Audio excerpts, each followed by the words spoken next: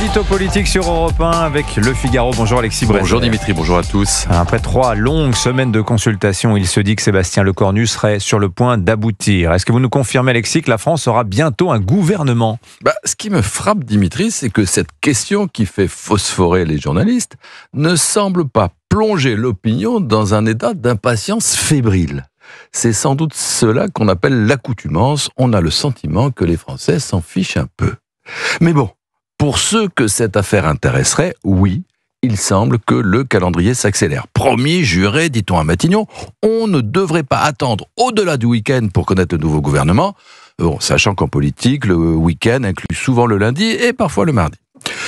Une chose est sûre, si le calendrier se précise un peu, la stratégie, elle, est toujours aussi floue. Sur quelle majorité ce gouvernement va-t-il s'appuyer ? Dans un premier temps, Sébastien Lecornu a semblé vouloir donner des gages zuckmaniens à la gauche, fureur de la droite. Du coup, il a brutalement fermé la porte aux exigences du PS. Colère de la gauche et confusion totale. Alors, soit Sébastien Lecornu est plus malin que tout le monde et met en œuvre un plan subtil connu de lui seul, soit, ce qui est plus vraisemblable, il ne sait absolument pas où il va et navigue à la godille dans l'espoir de gagner un peu de temps. Ça veut dire ça concrètement Alexis, qu'il n'est pas à l'abri d'une motion de censure, hein ? Non, pas du tout à l'abri. Le coup près pourrait même tomber plus tôt qu'on ne le dit. Dans le camp Macron, on se rassure en répétant en boucle 1.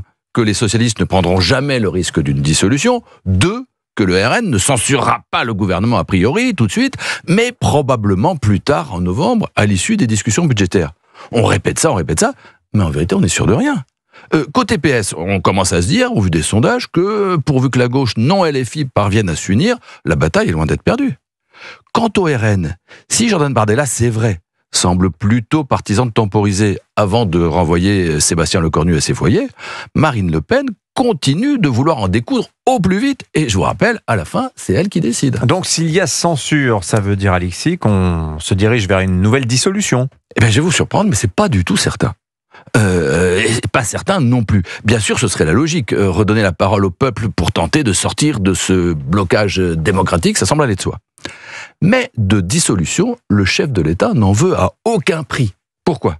Pas seulement parce que le bloc central serait étrié, mais surtout parce que pour lui, personnellement, ce serait un désastre.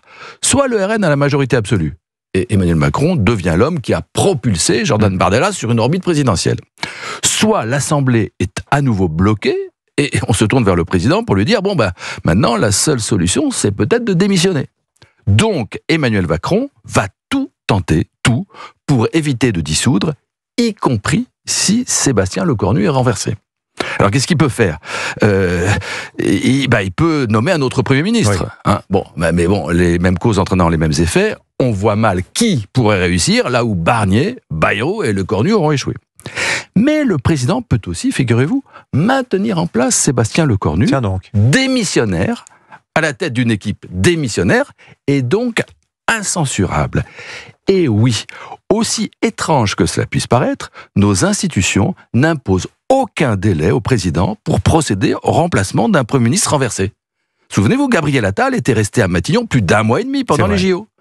Sébastien Lecornu pourrait être maintenu plus longtemps encore pour gérer les urgences, administrer un budget provisoire, expédier les affaires courantes et pourquoi pas jusqu'au municipal. Alors je sais, Dimitri, vous allez me dire que d'un point de vue démocratique, c'est invraisemblable. C'est vrai. Mais pour Emmanuel Macron, que vaut-il mieux ? Un Premier ministre démissionnaire ou un président démissionné ? L'intérim longue durée, donc ça n'est pas impossible. Très étonnant. L'édito politique sur Europe 1. Merci beaucoup Alexis Brézet.